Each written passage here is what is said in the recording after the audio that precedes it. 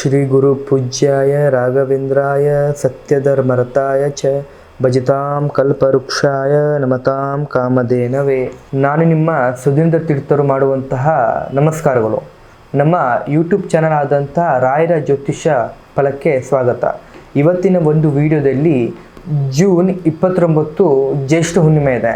ಈ ಹುಣ್ಣಿಮೆ ಕಳೆದ ನಂತರ ಜುಲೈ ತಿಂಗಳಲ್ಲಿ ತುಲಾರಾಶಿಯವರಿಗೆ ಯಾವ ರೀತಿಯ ಭವಿಷ್ಯ ಇದೆ ಅನ್ನುವಂಥದ್ದು ಈ ವಿಡಿಯೋದಲ್ಲಿ ತಿಳಿಸ್ಕೊಡ್ತಾ ಇದ್ದೀನಿ. ಈ ವಿಡಿಯೋ ನಿಮಗೆ ಇಷ್ಟ ಆಗಿದ್ದಲ್ಲಿ ಲೈಕ್, ಶೇರ್ ಹಾಗೂ ದಯವಿಟ್ಟು ಸಬ್ಸ್ಕ್ರೈಬನ್ನು ಮಾಡಿ. ಇನ್ನು ವೃತ್ತಿ ಮತ್ತು ಉದ್ಯೋಗದ ಬಗ್ಗೆ ನೋಡೋದಾದರೆ, ಕೆಲಸದ ಸ್ಥಳಗಳಲ್ಲಿ ನಿಮ್ಮ ಪ್ರಭಾವ ಹೆಚ್ಚಾಗುತ್ತೆ. ಕಷ್ಟದ ಕೆಲಸಗಳಲ್ಲಿ ಸುಲಭವಾಗಿ ಮುಗಿಸಲು ನಿಮಗೆ ಸಾಮರ್ಥ್ಯವನ್ನು ನೀಡುತ್ತದೆ. ಹೊಸ ಪ್ರಾಜೆಕ್ಟ್ಗಳಿಗೆ ನಿಮ್ಮನ್ನು ಆರಿಸುವ ಸಾಮರ್ಥ್ಯ ಇದೆ. ಆತ್ಮವಿಶ್ವಾಸದಿಂದ ಮುನ್ನಡೆಯಿರಿ. ಇನ್ನು ಹಣಕಾಸಿನ ಸ್ಥಿತಿಗತಿ ಬದಲಾವಣೆಯಾಗುತ್ತೆ. ದಿಢೀರ್ ಧನಲಾಭ ಯೋಗವಿದೆ.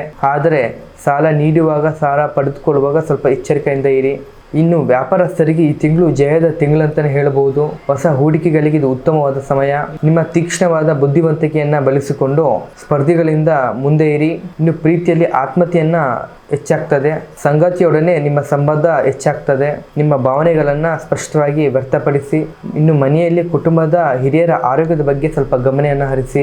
ಮನೆಯಲ್ಲಿ ಸಣ್ಣ ಪುಟ್ಟ ಸಮಾರಂಭಗಳು ನಡೆಯಬಹುದು. ಇನ್ನು ಆರೋಗ್ಯದ ವಿಚಾರದಲ್ಲಿ ನೋಡೋದಾದರೆ, ನೀವು ತುಂಬ ಆರೋಗ್ಯಕರವಾಗಿ ಮತ್ತು ಶಕ್ತಿಯಾಗಿ ಇರ್ತೀರಾ. ಸಾಕಷ್ಟು ನೀರನ್ನು ಕುಡಿಯಿರಿ ಮತ್ತು ವ್ಯಾಯಾಮವನ್ನು ಮಾಡಿ. ನಿಮ್ಮ ಅದೃಷ್ಟವನ್ನು ಮೆಚ್ಚಿಸಲು ನಾನು ಹೇಳುವಂತಹ ಪರಿಹಾರಗಳನ್ನು ಮಾಡಿ. ಮಂಗಳವಾರದಂದು ಹನುಮಾನ್ ದೇವಸ್ಥಾನಕ್ಕೆ ಹೋಗಿ ದೀಪವನ್ನು ಹಚ್ಚಿ ಕೆಂಪು ಬಣ್ಣದ ಹೂವುಗಳನ್ನು ಅರ್ಪಣೆಯನ್ನು ಮಾಡಿ. ಹನುಮಾನ್ ಚಾಲಿಸವನ್ನು ಪಠಣೆಯನ್ನು ಮಾಡಿ. ನಿಮ್ಗೆ ಹೆಚ್ಚಿನ ಧೈರ್ಯವನ್ನು ಸಿಗುತ್ತೆ.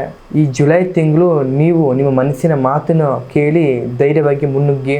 ಇದಾಗಿತ್ತು ವೃಶ್ಚಿಕ ರಾಶಿಯವರ ಜುಲೈ ತಿಂಗಳ ಮಾಸ ಭವಿಷ್ಯ. ಈ ವಿಡಿಯೋ ನಿಮಗೆ ಇಷ್ಟ ಆಗಿದ್ದಲ್ಲಿ ಲೈಕ್, ಶೇರ್ ಕೊಟ್ಟು ಸಬ್ಸ್ಕ್ರೈಬನ್ನು ಮಾಡಿ. ಹಾಗೆ ನಿಮ್ಮ ಜೀವನದಲ್ಲಿ ಯಾವುದೇ ರೀತಿಯ ಸಮಸ್ಯೆಗಳಿದ್ದರೂ ಕೂಡ ಕೆಳಗಂಡ ನಂಬರ್ಗೆ ಕರೆ ಮಾಡಿ ಅಥವಾ ನೇರವಾಗಿ ಬಂದು ಕೂಡ ನಮ್ಮನ್ನು ಭೇಟಿಯಾಗಬಹುದು.